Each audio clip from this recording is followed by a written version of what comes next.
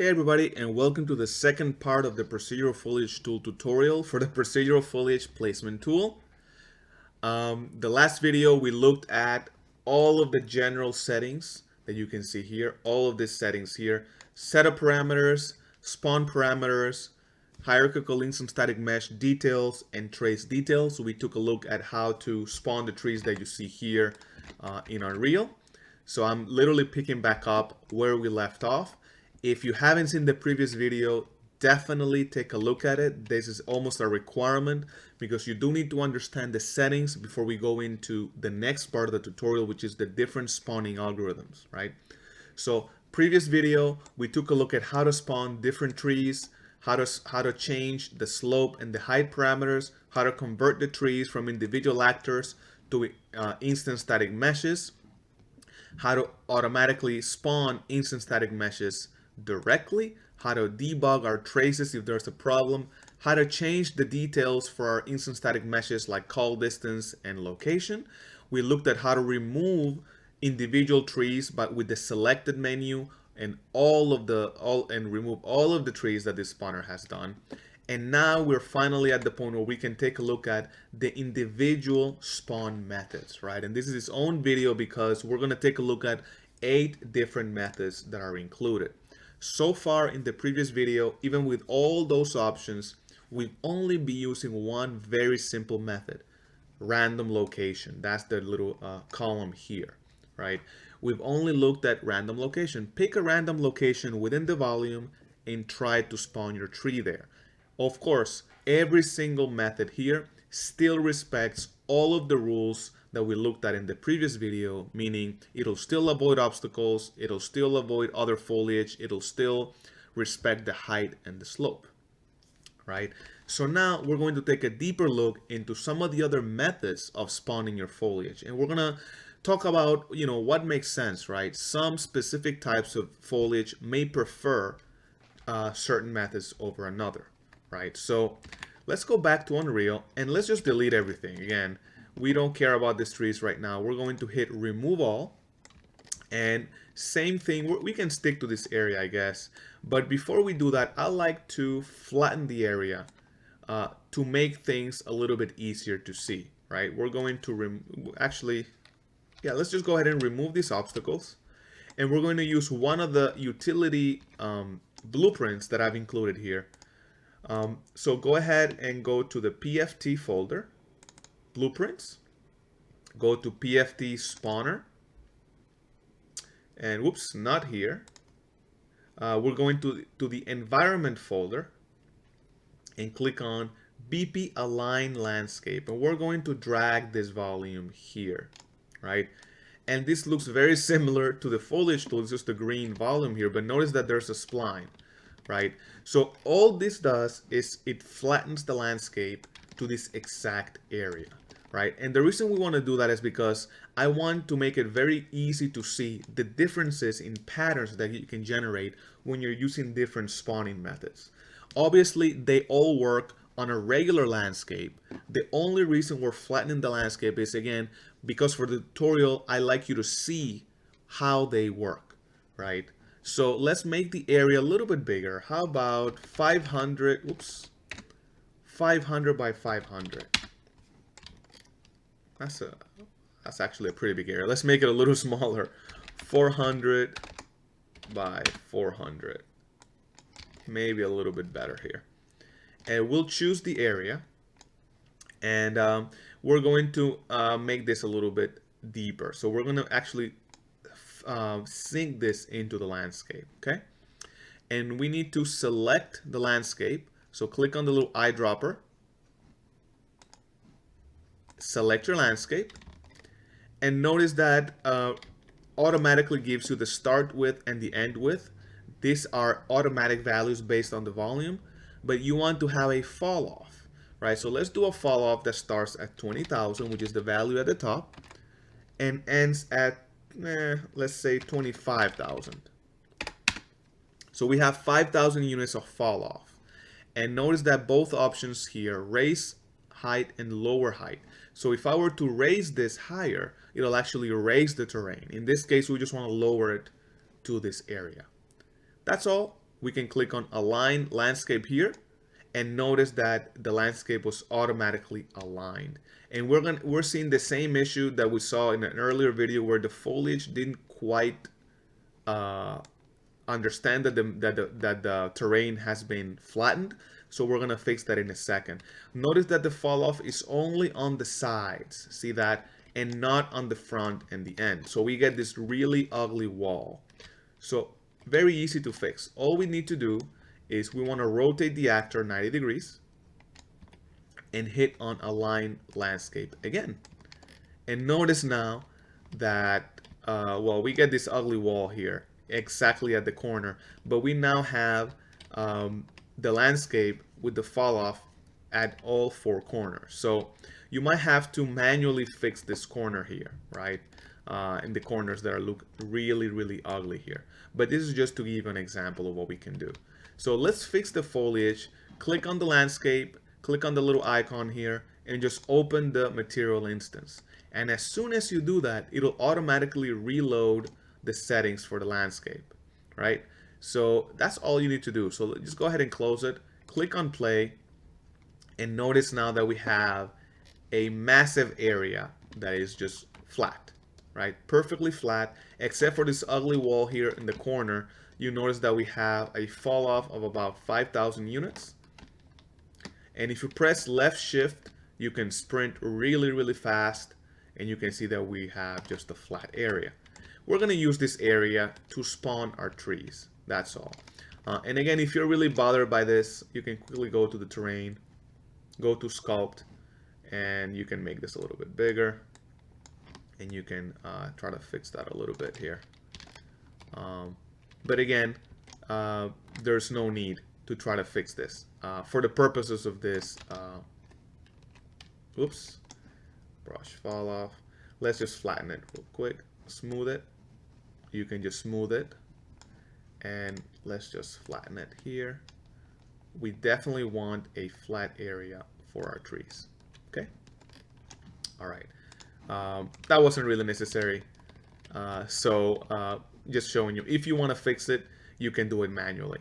But this is just, again, a simple tool to help you flatten the terrain, right?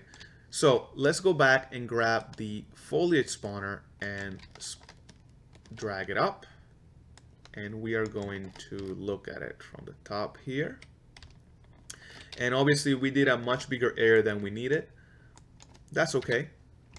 You can see if you put it to the ground, we're only doing 400 by 400, and that's okay. We can probably make it 500 by 500, and that will still be less than the area, but that's all right. We're just gonna keep it to this area. I think it's big enough that we can see patterns, but not too big that we're gonna get lost in this. So we're gonna go ahead and now look at all of the different options. So go ahead and click on Actors List.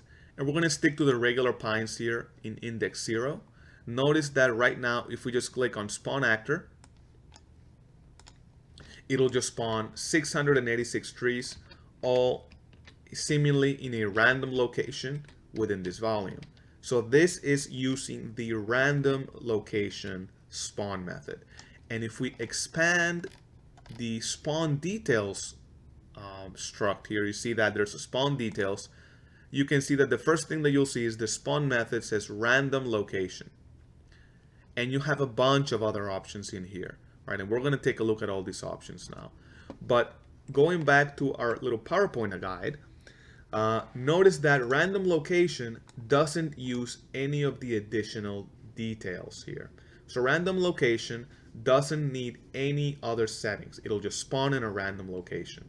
All of these different settings here, all of these different rows correspond to all of these different options here. Let me just do not want to save right now. All of these different options here. So let's go ahead and delete, and let's choose the first option, which is organic clusters. And for organic clusters, we're going to use a few options here. And again, going back here, notice that the organic clusters use 2 settings: max actors per cluster and extra distance in cluster, right? So obviously, even just by looking here, you'll notice that distance away from actor is not going to use this, It's not going to look, it doesn't need any actor tags. It doesn't need to spawn right or left. This is a spline.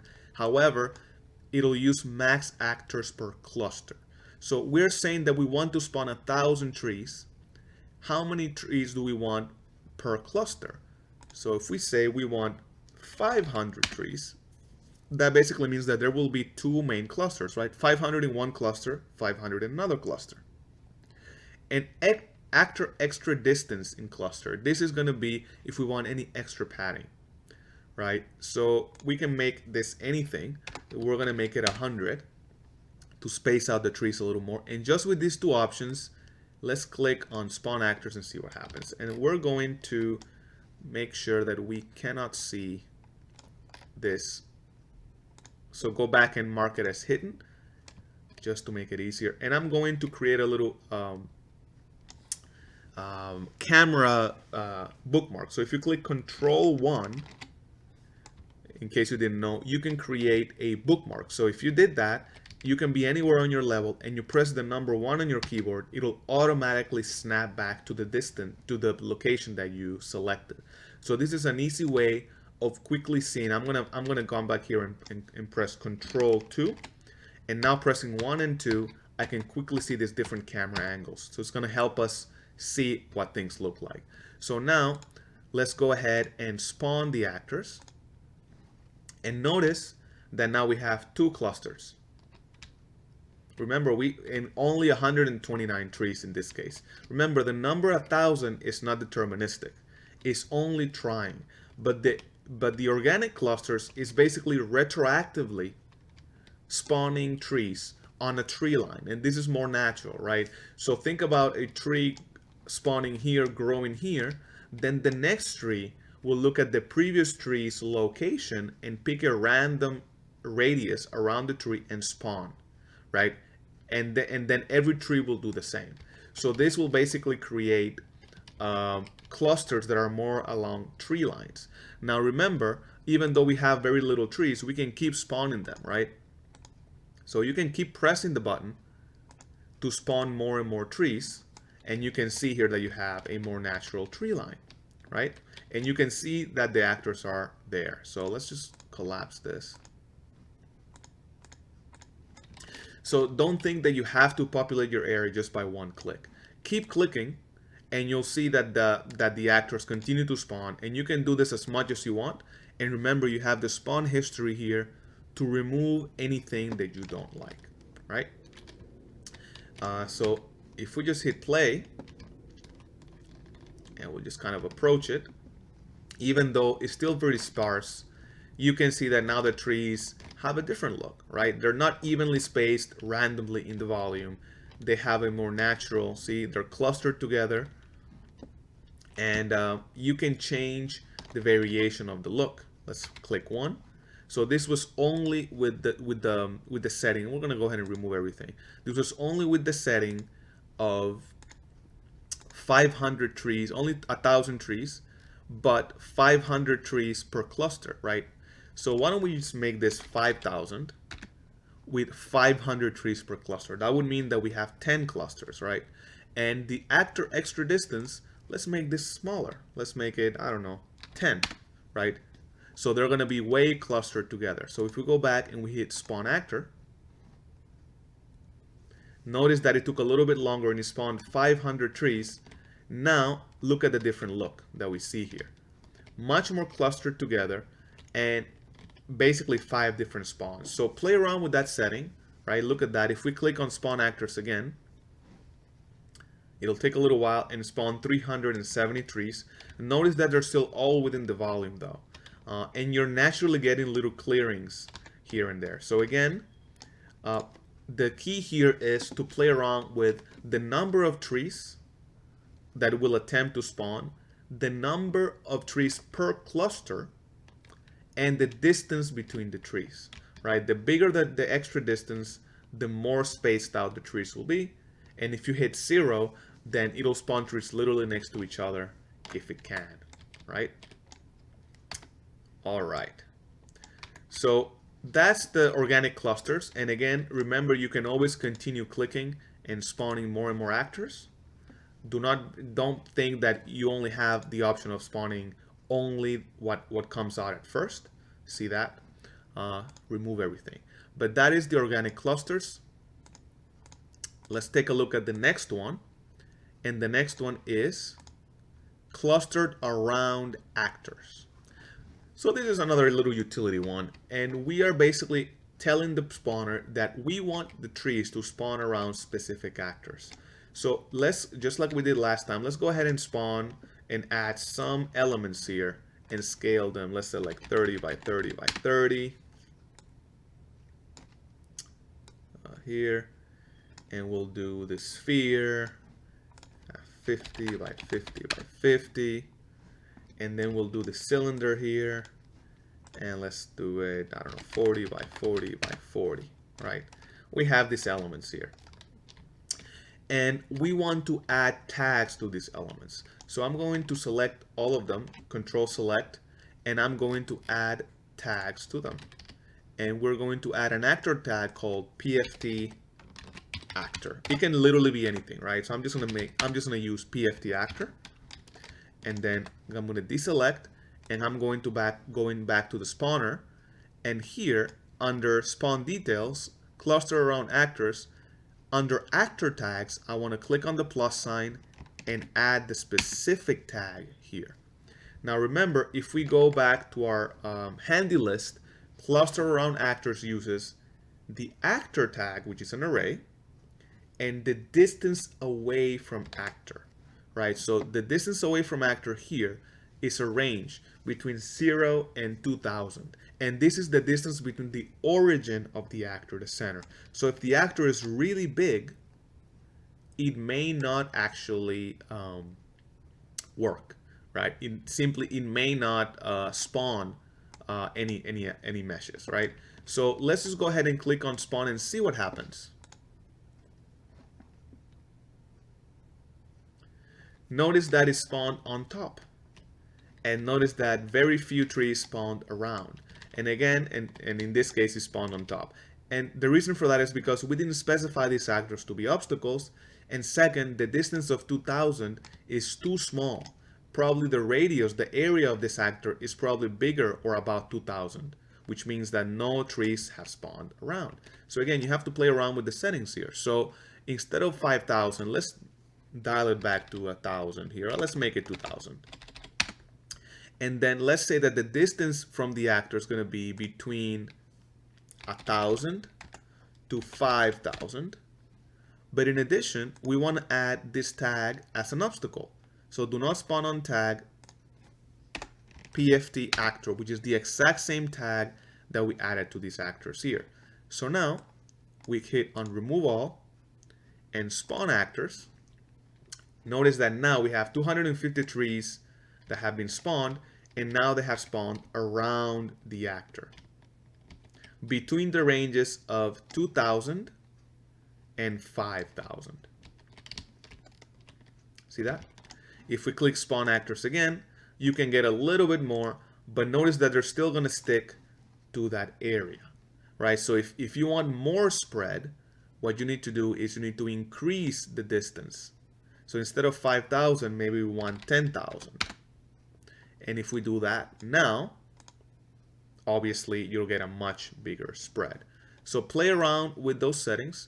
Make sure that you have your obstacles marked with the correct tag, and make sure that you play around with the distance here, the minimum and maximum distance. Obviously you can pick something like minimum distance is 5000, max is 10,000. And what's going to happen here is you're going to have, well, let's make it a little bit bigger here. You're going to have a little ring around. But as you can see here, they're spawning all around the actor. Okay. All right. So let's go ahead and look at the next one, along spline actors. And this is interesting because you can use any spline actor, and you can again specify them by tag. So in this case, let's go ahead and use one of the utility blueprints that I've included. So go to Blueprints, Utilities, Generic Spline Actor. and we're going to drag this to the level here. And this is just an actor just with a blueprint, with a spline. That's all it is. There really isn't anything else to it, right? Notice that the river also has a spline. And if you used one of my free tools, the modular road tool, you'll notice that again, the trees can't go around the road. So I'm going to curve this a little bit just for the sake of showing you guys. And I'm going to add a special tag, and I'm going to call this, let's call it PFT spline. And I'm going back to the spawner, and I'm going to say, okay, I want you to spawn along a spline actor, but the spline actor is actually called PFT spline. And if we go back to our handy list, we notice that we can use the distance away from the actor, a minimum and maximum distance, and also we can use spawn right and spawn left. So going back, the minimum distance from this actor, let's make it 500, and max distance is going to be 2000. And right now we want the spawner to spawn on the right and on the left hand side of the spline. So go down, all the way down, and click on spawn actors. And notice that now we have spawned trees all around the spline, following the spline. Now let's change some settings here. Let's change the minimum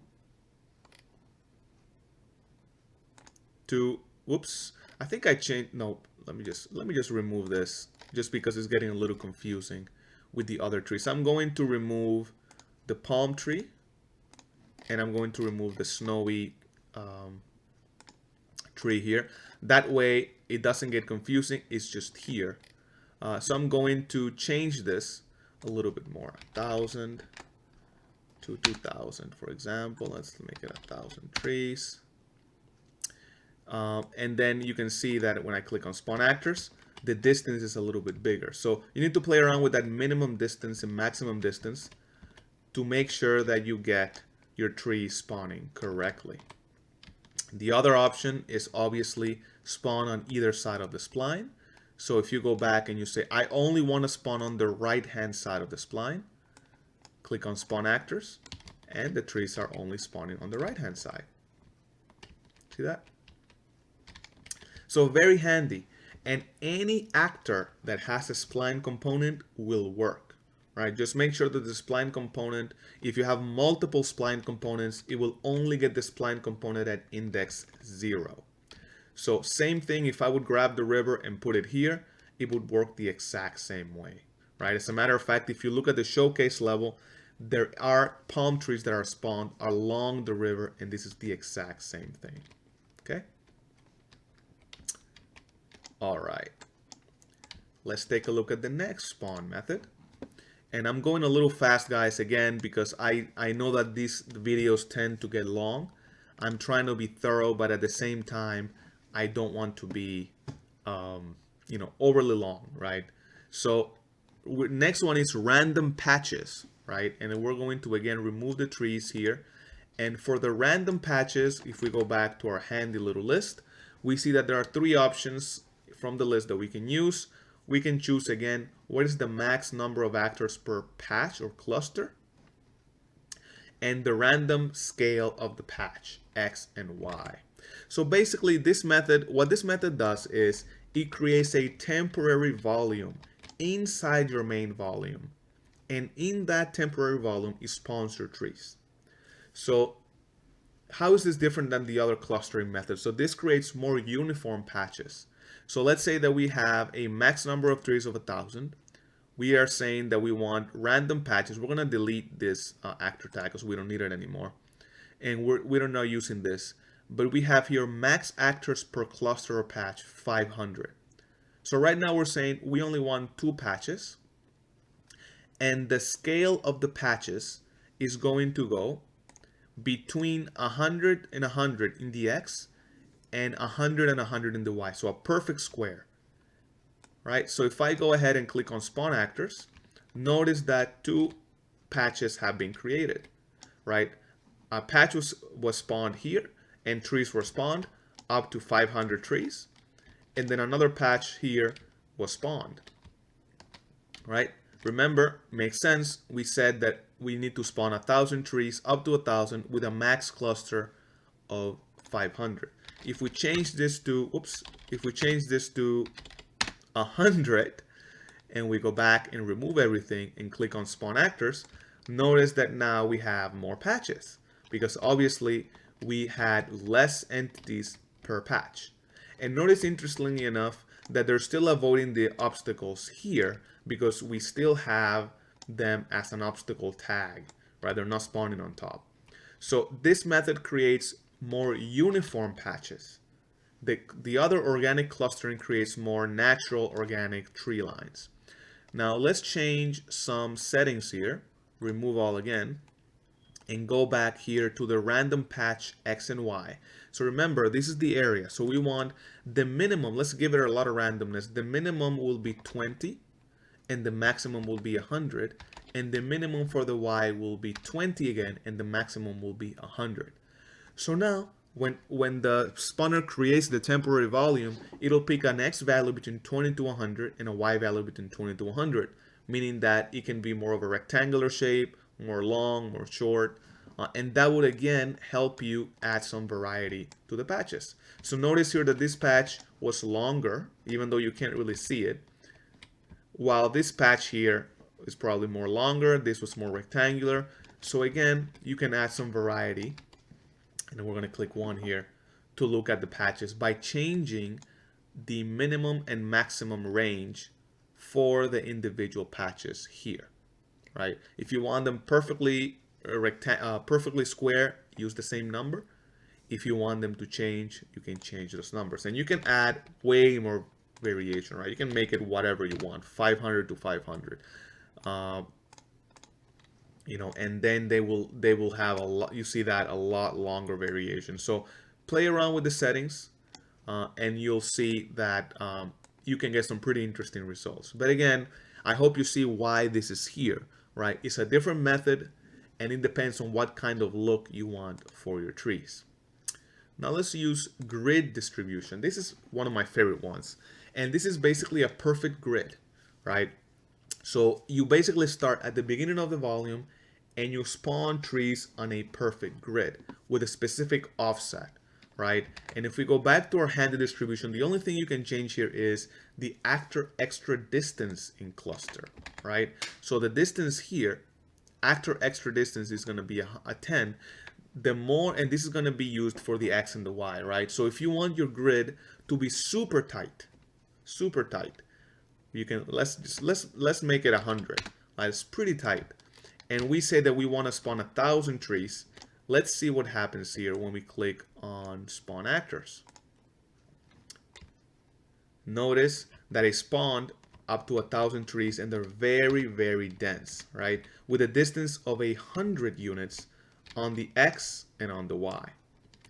We want to make sure here that this, if you want a perfect grid, by the way, that the scale of the trees are 1 to 1. That's important, because if you don't do that, you will see that the grid is not going to look perfect, because if the tree has a higher scale, there will be an offset, right? So make sure that if you want a perfect grid, like if you're doing like a farming simulator and you want to have trees lined up perfectly, you have the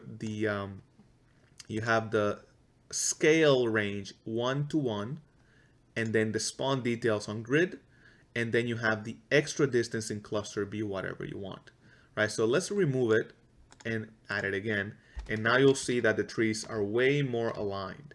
And obviously we didn't have enough trees, right? So you want to fill this entire area, just keep clicking and see how they're being filled up.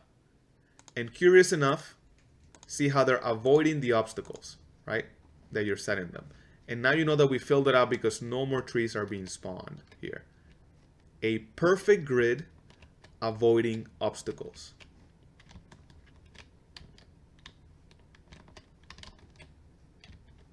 With a density of 100 units by 100 units. If we click play here,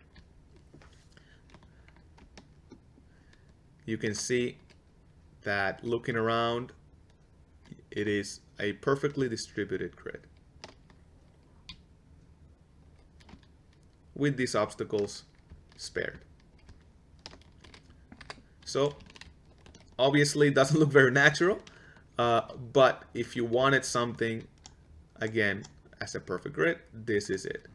Let's remove it and let's just change the distance just for the sake of showing you guys. Max actor per cluster, actor extra distance, let's make it 500. And let's now try to spawn the grid again. Notice now that the grid is a lot more sparse.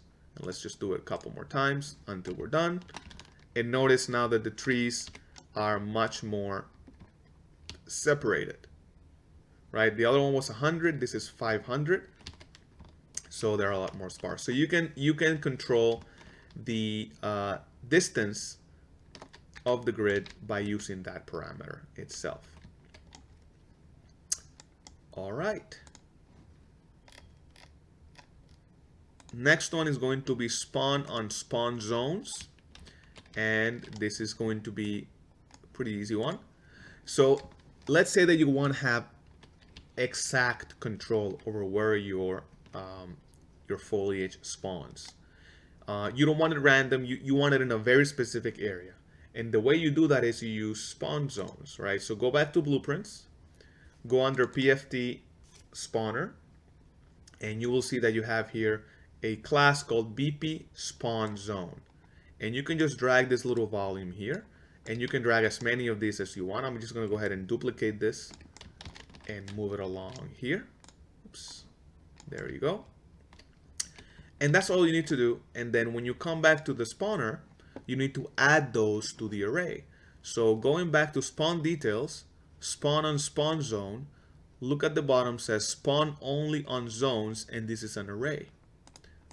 And this will only take these two, the class for these two. So you can go ahead and click on spawn zone 0 and 2. And when you click on spawn actors, they will only spawn where that area is. And obviously you can change the scale and the size of this area, but notice that again, this is basically a mini volume that you have total control over inside the main volume. Now, obviously you don't need to do that. So you could grab the actual spawner and resize it and move it, and it'll have the exact same effect. The difference is you may have 5 or 6 different tree meshes, and only one of them you may want to have full control. So you don't want to keep changing or rescaling your PFT spawner here, your tool. Maybe only a specific tree out of the 10 different species that you have, you only want them spawning in a specific area. Again, this is very gameplay oriented. Maybe there's a specific tree that only spawns on one area of the map, right? And you can do that by changing the setting to spawn zone. That's pretty much it. The other one, since I'm talking about zones here, is a no spawn zone. And this is literally exactly what it says. Nothing will spawn on this zone. So if I put this underneath, and I try to spawn it again, whoops, see if I can click on it, and I remove everything and I try to spawn the actors, notice that trees were not spawned where they overlap this no spawn zone, right? So yet again, more control. And this works, by the way, with any of the methods, not just this one, right? I'm just showing you now. But this is basically a way of preventing trees from spawning in one place. Even if the slope is correct, even if there are no obstacles, even if the height is correct, this will basically block out an area where nothing will spawn. Think about this as a way of creating clearings in your game. If you want to have specific things, let me just clear this. If you want to have specific areas where nothing spawns, then that is one way of doing it. I'm going to clear the spawn details. I'm going to clear the zones so I can delete them here, and then I can go ahead and delete these guys. I'm going to go ahead and delete this spline. I'll just leave it there. Okay, and the last example is the hierarchical clusters, and I really like this method. So let me take a minute here to explain the the idea here. Usually when you look in nature, things aren't random, right? We may look at them as random, but really they aren't really random. There's a logic to it. And there's something called clustering in nature, or some other people have called it barnacling, when you see bigger objects in the landscape and then you see smaller objects around the bigger object. Basically, there's a logic, right? If there are big trees, usually there'll be smaller trees gathered around the big trees, right? And that logic basically translates into my hierarchical clusters here. So this is a very specific way of spawning. So we're gonna make this really small for the sake of showing. We only want 50 trees to spawn with this method. And you'll notice here that way at the bottom we have what we call a foliage category, and this is only used in the hierarchical method. And we have 3 different categories: high, medium, and low. And the way it works is that you want to spawn all of the trees that are categorized as high.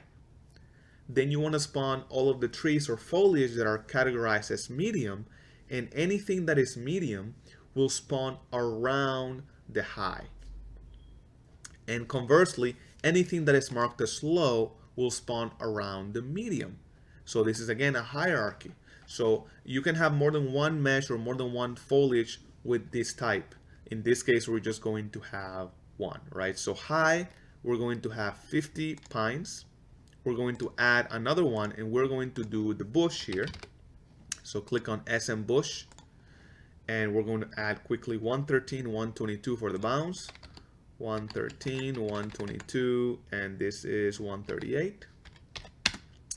And we're going to have, I don't know, 200 of these. I think I chose 50 for that, 200 of these. And again, make sure that we have the spawn as hierarchical cluster, and we choose the medium for the bush. And we're going to add yet one more. In this case, we're going to add a fern. So click and type fern, and click on fern number 2. Click on the little icon here, and the ferns are just these little bushes here. And the ferns are 216 by 203, 216 by 203 by 79. And again, go to the spawn details, change the spawn method to hierarchical, and go down and make this a low. So what have we done here? Oh, and let's make, let's change the size. Let's make this 500. And that's fine. That's fine. We can leave it there. So basically, what have we done, guys? We have 3 different foliage types. We have a tree, which is high. We have a bush, which is medium, and we have a fern, which is low. And again, if we go back to our handed list, we do have one level of control, which is the distance away from actor. So again, this controls the spread.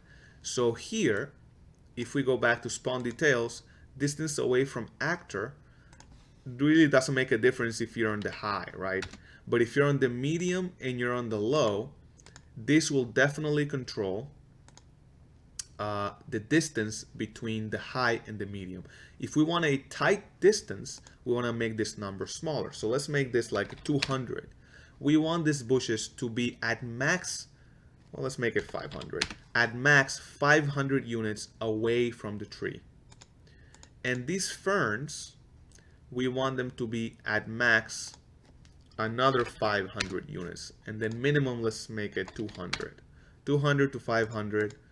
And 300 to 600. Okay, and now we're going to spawn the trees, which are the highs. So remember, index 0, spawn actors, and we're just spawning trees. Now we're going to spawn the bushes, which are index number 1. Change it to number 1 and spawn actors. And notice now that it spawned the bushes around the tree. You see that? and not that many bushes were spawned. See the bush here? So we can keep clicking, right? This is where you have to play around with the numbers. So we're going to go back and continue spawning bushes.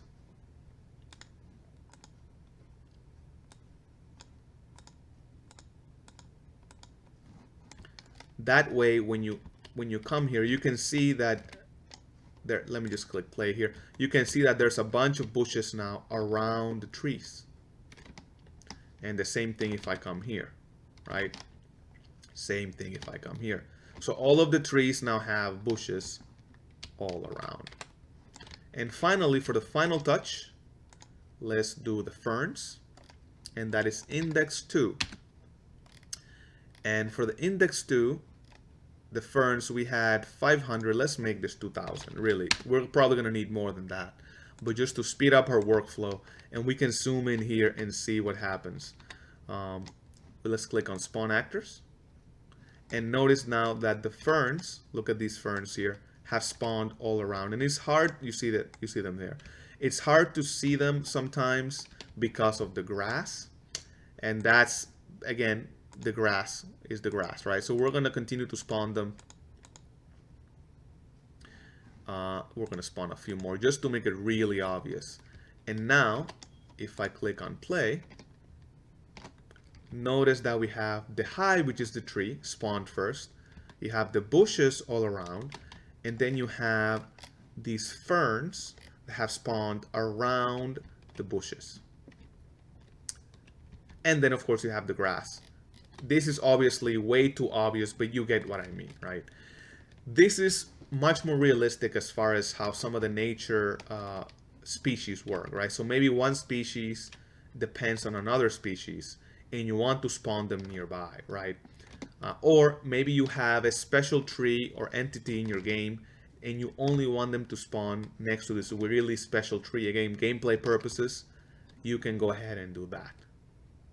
But this is the hierarchical clustering. Actually, one of my favorite methods. To me, it creates a very natural look.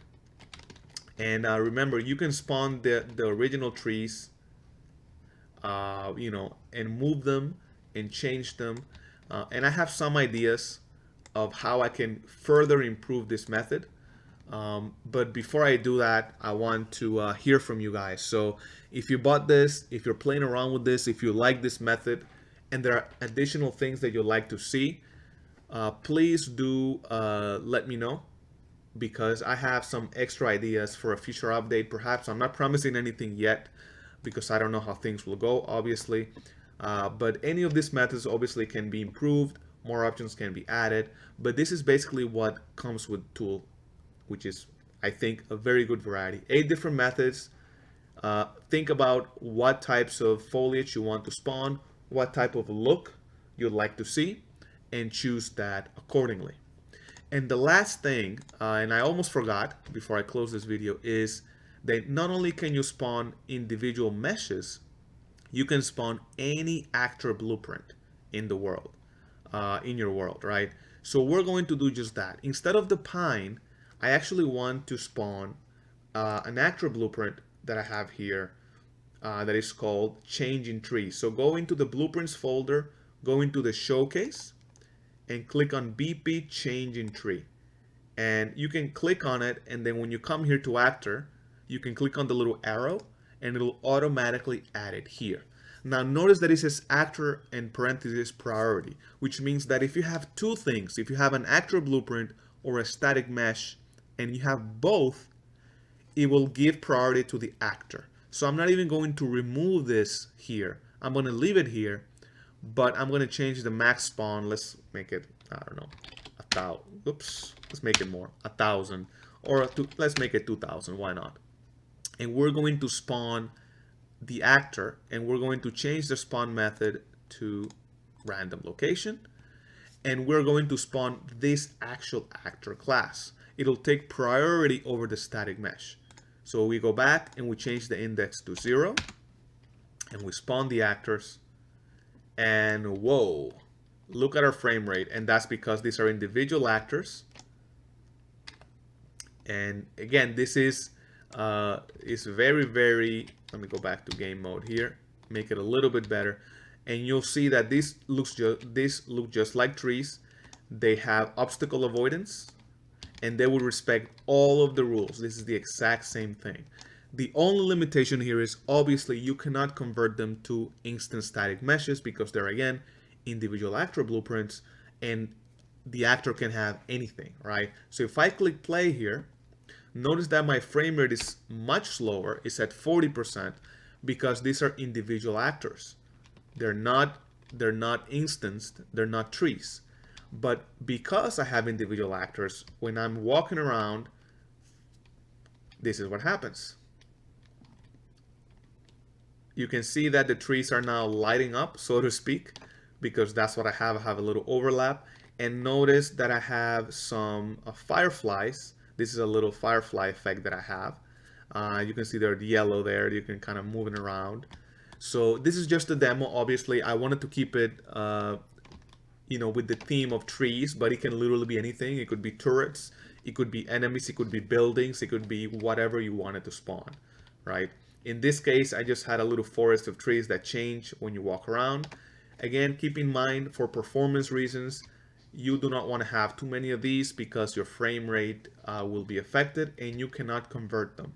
So if you hit on the convert actor to HISM button, nothing will happen because, again, these are blueprint actors. So the way I would work this up is spawn your trees and make those your instance meshes, and then spawn your actor classes in a very sparse manner to keep performance in check.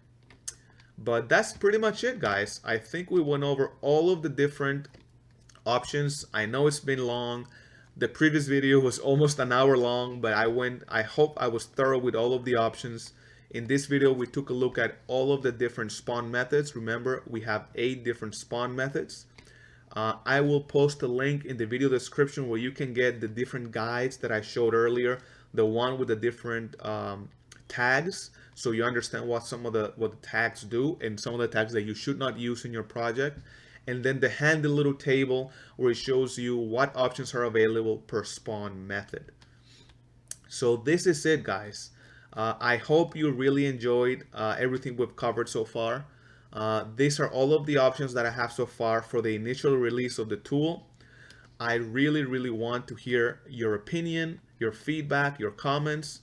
Is there anything else that you'd like me to add? Any other methods or options that you think would be useful? I really appreciate your feedback, and I will be taking it very seriously. And again, if you have any issues whatsoever following along, make sure that you email me directly to kokigamestudios@gmail.com or comment on the video.